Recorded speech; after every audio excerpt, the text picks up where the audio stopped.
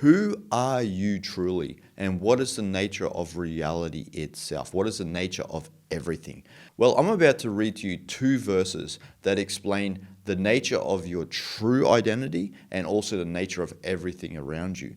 And this comes from the ASHTAVAKRA Gita. Now, this is the translation by Thomas Byram, and on the channel I usually read Swami Nitya Swarupananda's translation, but today we are going to read from Thomas Byram's translation two important verses.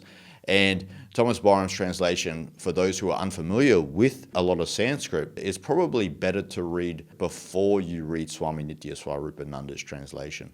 But nevertheless, we are going to read two important verses here from the ASHTAVAKRA Gita, which is actually a declaration of the true nature of our being by the great master. So let me read these two verses for you. For I have no bounds, I am Shiva. Nothing arises in me, in whom nothing is single, nothing is double. Nothing is, nothing is not. What more is there to say? It is easy. God made all things. There is only God. When you know this, desire melts away. Clinging to nothing, you become still.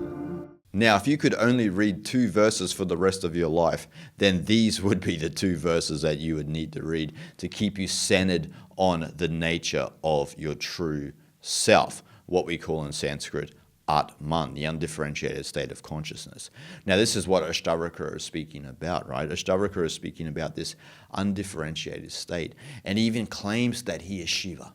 Shiva being the representation of Brahman. He uses in this translation, Thomas Byram, God. Now, God here we would translate as Brahman in Sanskrit. Brahman is the ultimate reality of existence. And this is actually the nirguna state of Brahman. This is Brahman without qualities, the ultimate undifferentiated state, which actually is identical with the Atman within all of us. And that Atman is the same within all of us. It's that same undifferentiated consciousness.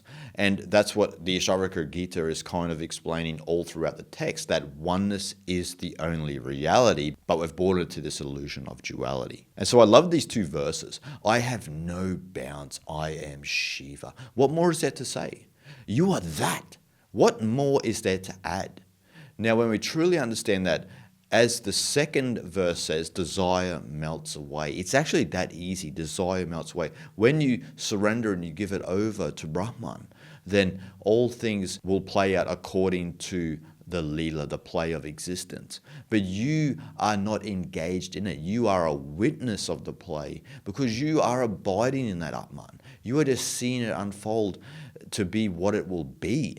But you have re-identified yourself with your true state, which is Atman, which is identical with Brahman. And so you don't have to run around trying to control reality. As the second verse said, God made all things. It's easy. And there is only God.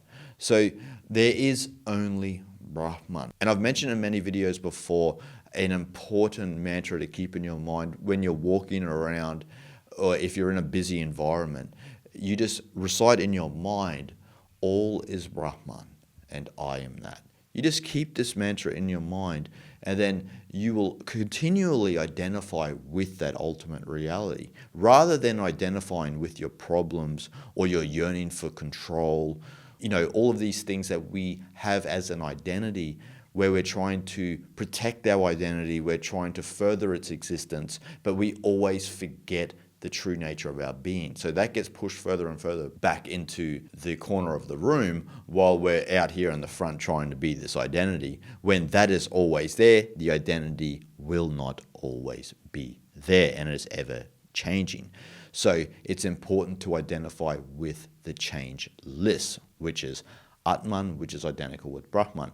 And that's what ASHTAVAKRA is speaking about here. Just keep that in your mind. I am Shiva. I am Shiva. I am Shiva. Not saying that you are God, but it's the re-identification that the ultimate aspect of yourself is identical with Shiva itself. There's no separation. The only part of you that is separate is the identity, which is a socialization process that you've endured.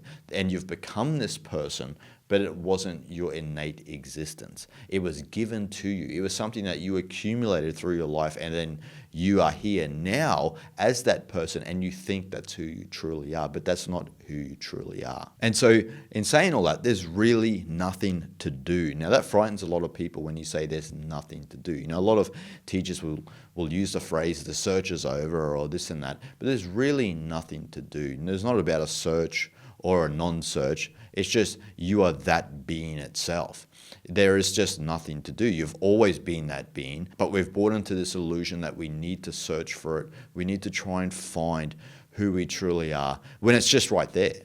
But we don't have the know-how to abide as that. Now that's where these nididhyasana texts step in, and they act as a medicine for the ills of our perception of duality and identity itself.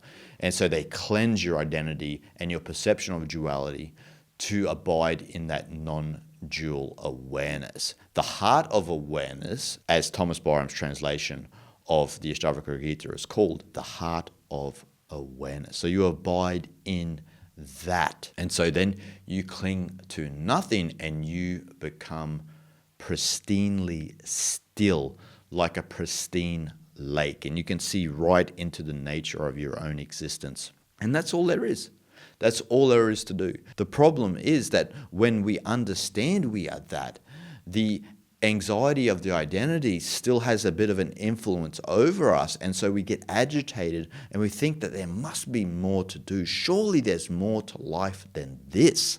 And ASHTAVAKRA is saying, no, there's not more to life than this. These two verses are telling you this is the nature of your existence and everything that there is. If we can't abide in that too regularly, then that's when the spiritual practices come in, obviously, to help you abide in that. Because, not all of us are great sages and we can just abide as the Atman all the time. And we might abide in that state temporarily, but then we realize that we flip-flop between this identity and the Atman. So that's when spiritual practices come in.